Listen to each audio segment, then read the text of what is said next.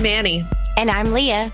And this is Lactation Business Coaching with Annie and Leah, where we talk about the smart way to create a compassionate and professional private practice. Let's dive in.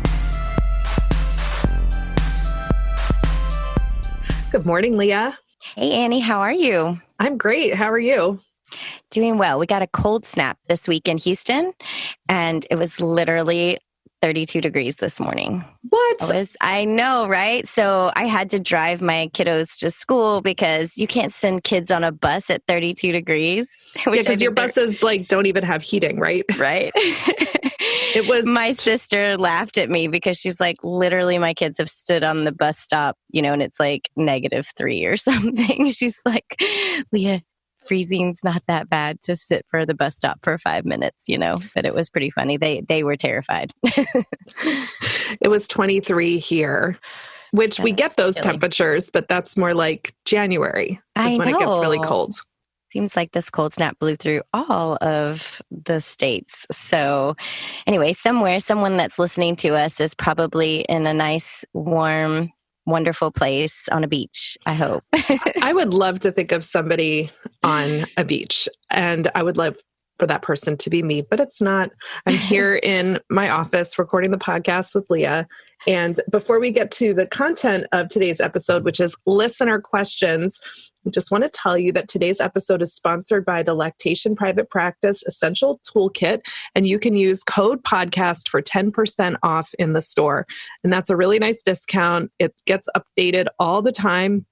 I've got a lot of things in the works ready to add to the toolkit, and anyone who purchases, you get upgrades for life. You never pay anything anymore. So go to paperlesslactation.com/toolkit and use code podcast, and you will get 10% off. I've got to just give props to the toolkit. It's one of my favorite things that I have that I can refer to all the time. And the updates are amazing. I really love it. And it helps me stay on top of what's new, what's come out, what's changed. I really appreciate all the hard work you do for that, Annie. So thank you. Well, speaking of hard work, I know that we're always all working hard on our private practices. And so, Leah, you have a marketing and motivation tip for us today. So tell us how you're going to motivate us this week. Yes. When I'm thinking about marketing tips, I want to work in more motivational, change the way you're thinking about things, thoughts. And I was like, you know what? I'm just going to start doing that because so much of marketing is putting yourself out there and thinking about what you're doing. And so sometimes just some motivation will help us as well. So my motivation tip today is probably one of my favorite motivation tips, which is progress over perfection. I think this is a real hang up for a lot of us because especially in the social media world, just with life in general, you get on social media, everybody's perfect, all their perfect pictures and their perfect lives, and they're going all these places and putting this amazing content out there. You start to really want to put content out there, but you might look at what's out there and you're like, oh, well, I don't know how to make a video as good as that, or I'm not sure if the meme that I want to make is going to be as catchy as that meme. And we might start a lot of comparison. And then you're like, well, if I can't be perfect, I'm not going to do it at all. And that will keep you stuck where you're at forever and ever. Perfection is never going to be the end goal. It's progress. So put what you got out there and keep going. And isn't that just what we tell the families that we work with? We're never trying to get them to reach some place where, everything is going to be perfect all the time. It never is. But we tell them to celebrate anything, any progress, and to just keep moving forward. That's the most important thing. Yeah. And I think it's harder for us to accept that because as business owners, I think there's just so much pressure to especially when you look around and you see all the content around you and there's just so much content out there now. And some people are doing amazing things, which is wonderful. And it makes you kind of feel small. These people do this amazing work. How do I compare to that? But your voice is special. It's different. And what will resonate with a family might be the exact way you explain something. And so definitely put yourself out there, even if you don't think you've got it perfect, and you'll learn and you'll grow and you'll tweak along the way, and it'll get better and better. So that's my motivation for today. Get yourself out there. Don't worry about being perfect. Just keep making progress. I love it. I love it. So speaking of making progress, we always love hearing from our listeners because you tell us great things about where you're at in private practice. You tell us, all the awesome things that you're doing. You also tell us where you're struggling and what questions you have. And today we're going to answer or attempt to answer some listener questions and give some ideas to some of our listeners who gave us permission to share their questions on the air. So our first question for today is, I have been listening to a few episodes, but I am still so lost as to what the first step would be to take on my journey. I am up for a potential inpatient lactation position, but I know after listening to your show that I want to be in private practice out in the community eventually. I'm just so scared because I feel like I know nothing. I'm obviously more experienced in the first few days of life. So how do I build my practice and skills beyond that and still start practicing? How did you both start out? Do I just have to dive in after laying a foundation for my business, as you talked about in your podcast? And you can find that in episode 1. I'm going to get back on Facebook and try to find IBCLCs in my area to possibly shadow and mentor me. Oh my goodness. This is such a juicy question. There's so much in here. And the first thing I want to say is, you're telling us that you know nothing. Hello, did you become an IBCLC? Did you just study like crazy to do that? Yeah. Yes, So definitely. So what do you want to say to our listener?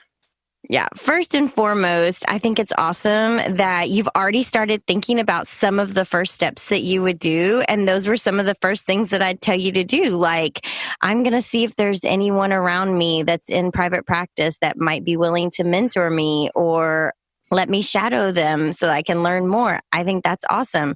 Was going to reach out on Facebook to get more information, really making sure that they're setting up their business and getting things, a good foundation laid down. I mean, you're already there thinking, so I know already that you're definitely not somebody who knows nothing. You are on the right track.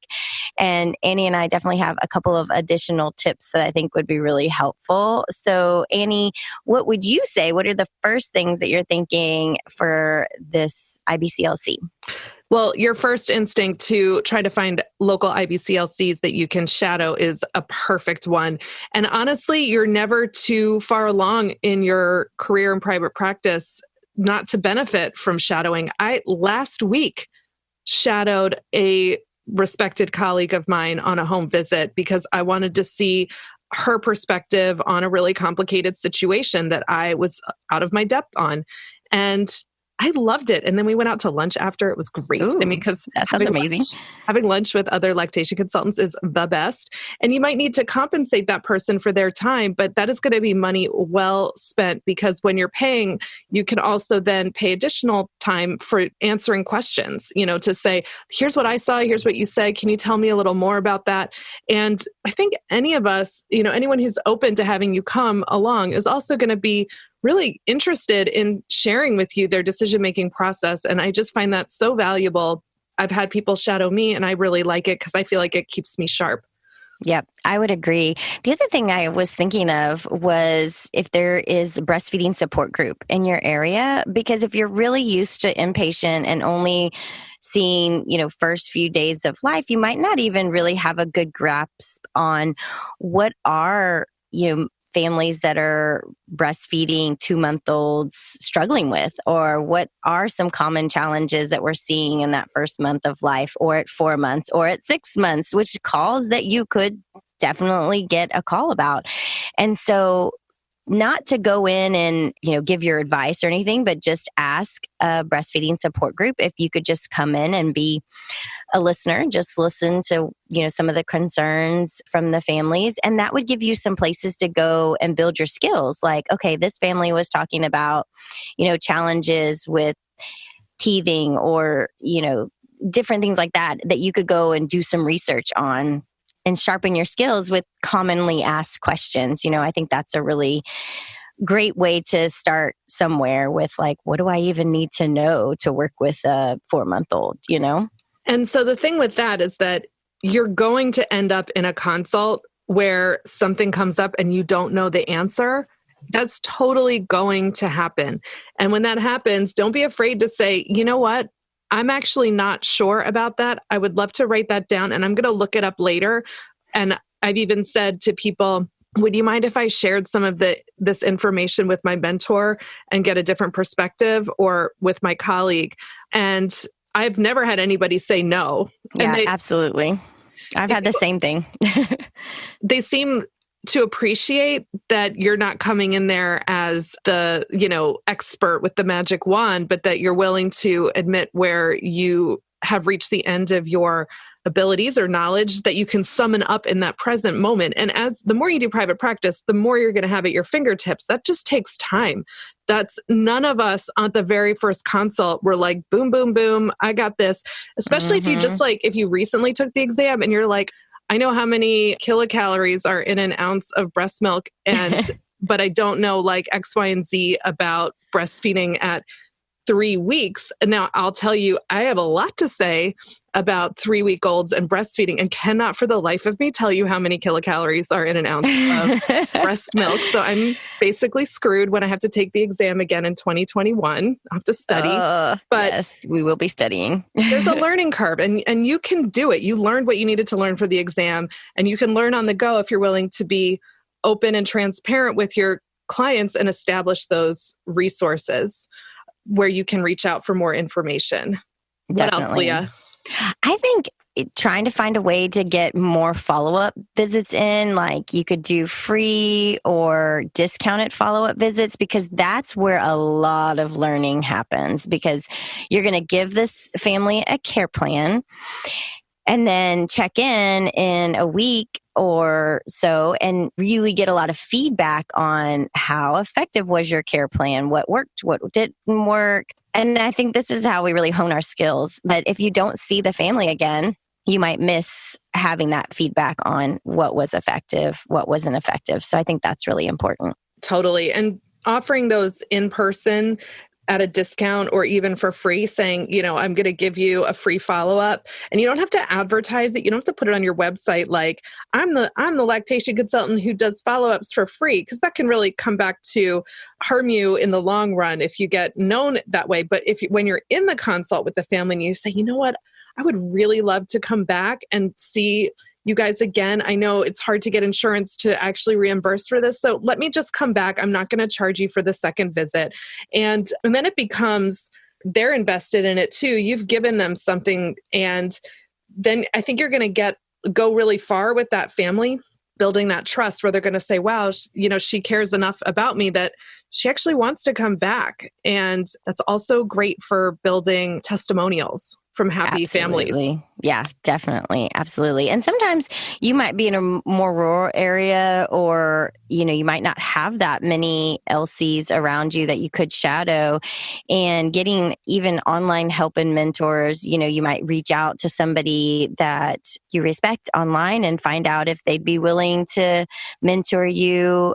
It doesn't necessarily, it's best, I think, if it's in person, because they can, it's just, everything's always easier in person. But even if you had something online, and then there's so many great resources online as well with the Facebook groups where people are sharing case studies, and then you're hearing, maybe 30 different LCs give their feedback. I mean, that's an amazing way to learn as well. Yeah, one of my favorite online resources for super tough clinical situations is LactWorld. And you might not be aware that LactWorld is a nonprofit. And if you join LactWorld their memberships are very, very inexpensive. We're talking $12 a year, and all of that money goes to subsidize continuing education and also training for aspiring IBCLCs in in communities that lack resources. So really with an international focus, but they're giving discounts on some continuing education. I know they've just launched a couple recently, and they're going to plan for more. So if you're a LactWorld member, you can also get these continuing education opportunities. And so I would really recommend checking out that Facebook group. Be willing to listen and learn in there. There's tons of incredibly smart people in that group. Because honestly, continuing education, I think Leah, you would probably agree with me that can you ever get enough? No, never. And I also have an addiction, but I do think that this world of lactation is constantly changing. We're constantly getting new information, new perspectives. The more and more IBCLCs we have out there that are getting to see things from different perspectives because they have maybe different background and training, I think that's pulling in so much more just growth in our field, and you've got to stay on top of that. I mean, it's just an essential especially if you're in private practice, you've got to pursue that on your own, which means that you're responsible for learning those new things that are coming out and kind of staying on top of that. And there's so many wonderful resources, so many great continuing education, and not just about the day, the first week of life. There's just the whole spectrum of lactation you can get great continuing education on. So I think that's a call for all of us, even that newbie, and not just the newbie, but even all of us that have been in it a while can continue our education. Well, I hope we've given you some good ideas for, making the plunge and following your private practice dreams. And can you just let us know how things are going with you? You can send us an email at hello@lactationbusinesscoaching.com, or you can check us out in our Patreon community, patreon.com/lactationbusinesscoaching. We would love to hear a follow-up. So Leah, what is the next question? Okay, so teaching strategies. I always put my class to sleep. I need ideas, help, and ways to be engaging to my classes. I've taught classes to parents, nannies, businesses, and healthcare providers on many different subjects. The information is interesting because breastfeeding is incredible, but I need better teaching skills. Help. I don't know if I'm the best person to help you with this question because I, in another lifetime, taught college students. Oh, wow. And let me tell you, there is nobody that can sleep during a class like a college student. Oh, for sure. So I don't know. You've seen plenty of eyes just roll back in their heads and pass out, I'm sure. Completely. I mean, I think that is definitely when you're a teacher, you also have to be part entertainer and put on a bit of a song and dance show. Oh my gosh, that is so much the truth. So much the truth. So I do a lot of teaching, and I definitely had a couple of things that came to mind right away. I know we can completely nerd out on breastfeeding and like how amazing breast milk is and how the biology and physiology and all of that can be. But a lot of times I think that's where we lose our families, is because we're getting a bit too technical, a bit too sciencey, and they're like, I just want to know, like, how in the heck is this kid going to suck on my nipple and that be okay? Like, that's all I care about. And they're just trying to wrap their head around, like, how does this actually work? And so I think it's great to throw in like some fun facts and quick little, tidbits about some interesting facts about breastfeeding that might be motivational, but I do think you have to be careful not to get too technical. And I've seen that happen before, where I find that if I'm getting too deep in some technical areas that I'm like losing the crowd, and then you're like, let me do a song and dance for you and get you back online with me. So that would be one of my first things. I think it's important to, break down who your audience is. And so you had mentioned that you're teaching classes to parents, to nannies or caregivers, to businesses, and to healthcare providers. And those audiences are all going to have really different needs and goals. And so, for example, parents, like Leah was saying, they just want to know that it's going to be okay and that they're not going to like ruin everything. And so a lot of times, those kind of classes are about, you can be really engaging in terms of getting them to participate, talking with each other, building some community in the room where people can realize, oh, I'm not alone with my question. I'm not the only one experiencing this, versus I'm going to be receiving information from someone up front. I mean, I read this great comparison about effective speakers who talked about the difference between the sage on the stage and the guide on the side. And that when you're talking with parents, you're the guide on the side. You're like, I'm here with you. I'm not up here delivering you information that you have to receive and then you have to do it and you're on your own, and there's a way to do it right and there's a way to do it wrong, which means you're probably going to do it wrong, which is how we all kind of hear that stuff when it's up to us. So really showing people what they're able to do, that starts with getting them talking about what they're worried about, what they're concerned about. Whereas when you're talking with healthcare providers, they want to see the evidence.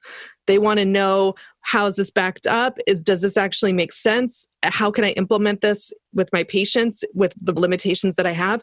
Businesses are going to want to know the bottom line. Right. Why on earth should I let anybody take time off from work to go pump? What is the research that shows that this is something that's actually going to be beneficial to my organization, which the research is actually quite good on that. And then with nannies, that's often a class where you're probably having, these are people that really care about building more skills with feeding babies. And so by empowering them, by really speaking into, here's how you're already great with babies, and here's how you can become even better at something that you're already good at, that really helps them. So having them talk about what they love about taking care of babies. What's their favorite thing about the work that they do? What draws them to it? And that can really help people when they feel like, I'm part of this class and that it's going to have value to me specifically and personally. That's when they're going to be paying attention. Absolutely. I love all those points. Those are so, so important. And I love just the focus on thinking about your audience and where they're coming from. And I have done that a lot with the different groups that I work with as well. So I think that's a great tip. I like to use a lot of visuals. I think people are just so driven by what we see now. I mean, even more than any other time, because we have something new and exciting in front of our face all the time on our phones and on our computers. And I think we're more visually driven and people want those visual engagements. So if you have some kind of, PowerPoint presentation, you're going to want to be thinking about, you don't want to just throw a bunch of words up there, but actually have some good visuals to tie in the things that you're saying. So that really can keep people engaged in what you're talking about. You don't want to have too many words just so that they'll read the slide and then they're kind of tuning you out because they're just taking that in, and then they drift off to sleep because reading puts you to sleep. So I think that's really important. And then the other thing I wanted to share was just like hands-on activities keep people really engaged. So get them moving, get them doing things throughout the visit. I mean, not the visit, the class, excuse me. And I love like having enough dolls and breasts for everyone to hang on to them for the whole class is my favorite. If I have too big of a class, I run out and we have to share. But I really like to have, and you'll see throughout the class, they're holding on to the baby and, kind of messing with the baby. And then they'll kind of fiddle with the boob and look at it and everything. And then I can engage them throughout the time, like just different skills that we're teaching, from latching to burping to all the different things that they can be doing. Massage and hand expression, and they have it right there. And that's been really helpful in my classes as well. I believe it. I mean, we know how important modeling is for acquiring information and for building those new connections in our brains. And so seeing, even being shown, here's how it feels on my body, but also I'm looking across at someone else in this class and I'm seeing how they're holding this pretend baby. And those connections, those mirror neurons are firing away and building those pathways. I remember in the breastfeeding class that I took when I was pregnant with my older daughter, they had the teacher, Leanne O'Connor, had us hold babies, and I was holding mine. I'd been a babysitter since I was 12 for like more than half my life. And I held the baby like you hold a baby. And she just came over. She was like, no, like this. And she turned the baby belly to belly. And I was like, oh. And I never forgot that moment. And I think about that when I'm teaching it to clients and consults. I just remember that aha moment. Like, I'll never forget that I didn't know that was how you held a baby. Right. It's so crazy how little moments like that stick with us, it's really powerful when we tie in those emotions with the learning and the hands-on and the mirror neurons, it just Totally. really helps with teaching. So I hope those were some good tips on keeping your classes awake. And we'd love to hear more because I know there are some amazing IBCLCs out there that listen to our podcast that are amazing teachers and have great ideas. One of the things, we're always saying like, I need people to create this. One of the things I'm like, people need to create like how to teach lactation, but also then to have like pre-prepared classes that people could go out and teach. I just think that's such a good idea. I know, right? Hello. Okay. I want that too. Okay, done. Sign me up. Here's my credit card. Right.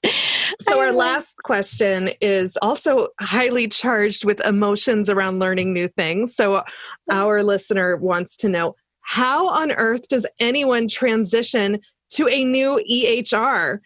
I'm so swamped, I can't even think of the steps to make it easiest to switch. Ugh. Yep. Yeah. I'm right there with that person. Yeah, you're trying to transition to a new platform right now. And how's that been going for you? Swamped. I'm sitting in a swamp, basically, with this listener. It's definitely overwhelming. I think the hardest thing is just your processes are all going to change. And so you have to really think about, okay, here are the steps we used to take to, schedule a visit, get the forms out. I mean, there's just so much like change in the processes. And then we have to like think through how will the new process go so that way we're not like driving blind. And that's just been an interesting journey. We gave ourselves a deadline. So we're getting on the squeeze here and trying to make the last tweaks and last like processes. And I know so much of it will be working it out as you go. You get as much as you can with the kinks worked out, the big ones, and then the little ones will have to come as you start working through it. But you, Annie, are the expert on this. So I know you've changed platforms because you test them all the time. And I know you've changed platforms like 1,000 times. So tell me your secret and ways. Let us know.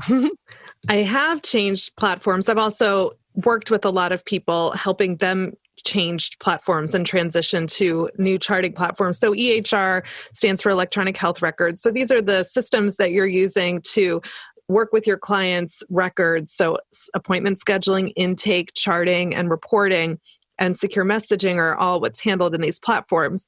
And either when people are going from never having used an EHR platform to using one, that learning curve, it's hard, but I'm telling you, it is so hard to move from one that you're already using to another one. And that can be for, many different reasons. Sometimes it's pricing, sometimes it's about features. And if you're happy with your platform, just stick with it, because there is no perfect platform is the main thing that I've learned while doing this. But right.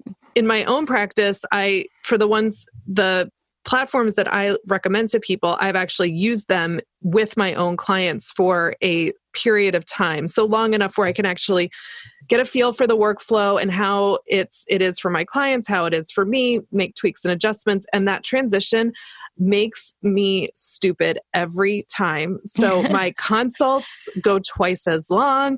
I am charting at home because I can't get anything done during the visit because I don't know where anything is. I am tired. I'm often overlapping. So I'm phasing out clients on one platform while ramping up clients in a new platform. Oh. So at one point, this is crazy. I had clients on 3 different platforms at one point last summer. And I was like, who are you? Where am I? When am I? I don't even understand. And so I really relate to that feeling. And the big tips that I have that I tell people, which is you need to be gentle with yourself about this. And just like with your, motivation at the beginning, you're not going to have it right as soon as you launch. You're going to find stuff that you want to change as you work through the process, and that's fine. And a great tip that I have for people for getting used to a new platform is to start out by running the appointment scheduling and the intake through the platform, because that's easy. Like, you make your intake forms the way you want them to look. The client fills them out. They're not having the kind of they're just filling out a form. It's easy right, for them. and they've never like worked on this platform before, so it's new to them no matter what. Exactly. So big deal. Yeah, that makes sense. So you get the information that you want. Then I recommend printing out the intake so you have a paper copy in your hand. And then I also recommend either printing out, either just charting on the intake form with pen or printing out your charting templates. A lot of the platforms let you do that. Get a paper version, a PDF export of your charting template and charting on paper. Then go home and input that into the EHR platform. So that is going to take like 80 times as long as charting a visit during the visit, but that is how you learn, because then you're going to become familiar with where everything is and how the workflow takes place and happens, and then be able to make those changes that you want. So, and to expect that it's going to be slow for your first few clients, but you'll get there, and just build in some extra time for charting outside the visit. I think that's so important, because I was actually thinking of that myself. I'm like, I'm going to have to not have back-to-back clients as we transition. I'm going to need to give a little wiggle room. And I love the idea of printing it out, because I also was thinking that, as the client's giving you maybe some information or something and you can't find where it is, it's so hard to like fumble around a computer. But if anything, you could in the margin just like start scribbling down whatever and then find where it goes later if you need to, which is, you can't really do that when you're on a computer in the charting platform. There is no scribble box, so I think that's a great way to really learn where everything is placed too, because once you start writing it down, you're like, okay, that actually goes over here and that kind of thing. So I love that tip. I actually am going to use that for sure when we start our big move. We're like right on the cusp of it. And I love the idea of like, don't be too hard on yourself, because I'm definitely worried about that. I have another tip about that too, is because you did call it a big transition, and sure, but also kind of no, it's just a computer. It's just where your clients live. And sometimes the more of it all depends on what gets you motivated and gets you actually moving to make the change. But sometimes giving yourself an arbitrary launch deadline of like, I'm going to launch by the first of the month. And if I'm not ready, because that gives you a lot of pressure to say, well, I have to be ready. Mm-hmm. I have to be perfect, because as of this day, we're using this platform. But that is not true. As of that day, you're using 2 platforms until your clients who are in the old platform are done seeing you for visits. Right. So no matter which could what. be weeks or months. That's why I ended up having the 3 clients on one platform, because I had somebody who was like, the baby was like 5 months old and she wanted me to come back. And so, I had to go back to the old platform. And so it can be more helpful to get things where you feel like, okay, I've done all the customizations that I want. I feel pretty comfortable with where things are. And the next client is going to be on the new platform. Yeah. And to then Makes say, sense. Okay, and now the one after that, or to say, we're going to start all of our new clients on the new platform and just start opening up some appointment slots on the online scheduler and see what happens, and be comfortable with yourself that it doesn't have to be, you're not really making a switch. Very few people that I work with are migrating old clients into the new platform. That certainly can be done. I don't recommend it, because that's a lot of extra work. There are reasons why you might want to do it, but I think if you know what those reasons are, then you're the one who should do it. And if you're like, I can't think of why you would do that, then you're not meant to do it. Don't do it. It doesn't make sense in our type of practice, because we usually don't see people for years and years and years where we need to be able to chart on them continuously. It does make sense to, maybe make sure you have everything in the old platform secure and saved and all of that, but then be able to just move on. One of the questions I had for you, Annie, and thinking about this for ourselves, was about scheduling. So if you are on, say, an old scheduling platform, we'll just use Acuity, for example, and maybe the new EHR has their own like embedded platform. What have you seen people do for that part of the transition? Because I just am trying to put my head around like, well, how do you do that with your website and everything?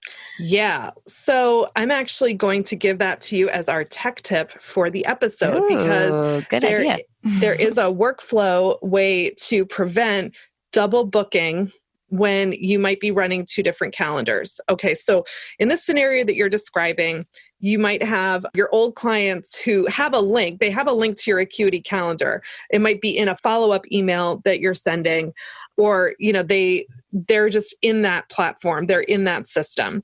Your new clients are all going to be in your new platform. Let's say it's IntakeQ, for example. I'm picking on Acuity and IntakeQ because they were recent sponsors of the episode, but Practice Better has an online scheduler. Milk Notes has an online scheduler. So, it's also all sponsors. We love you all. Thank you.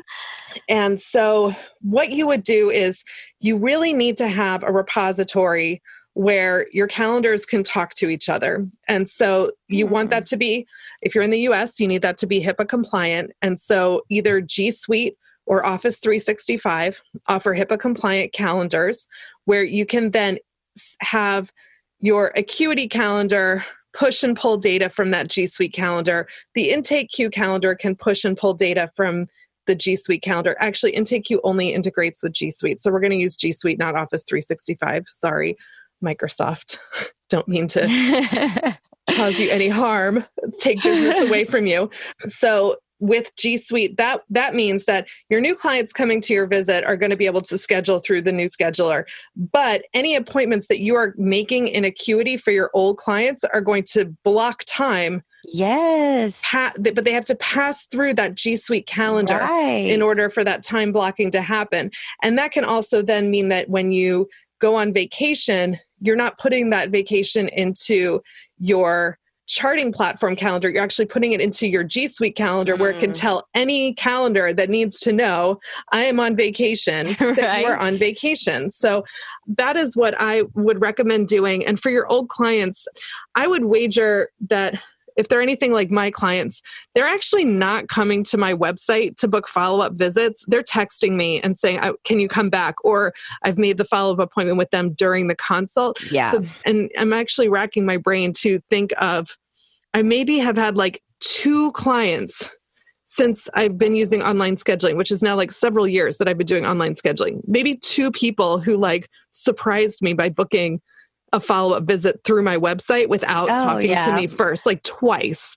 Yeah. They're all asking me, when are you available? And so then that kind of negates the whole, like, they're going to go to my website and not understand what they see.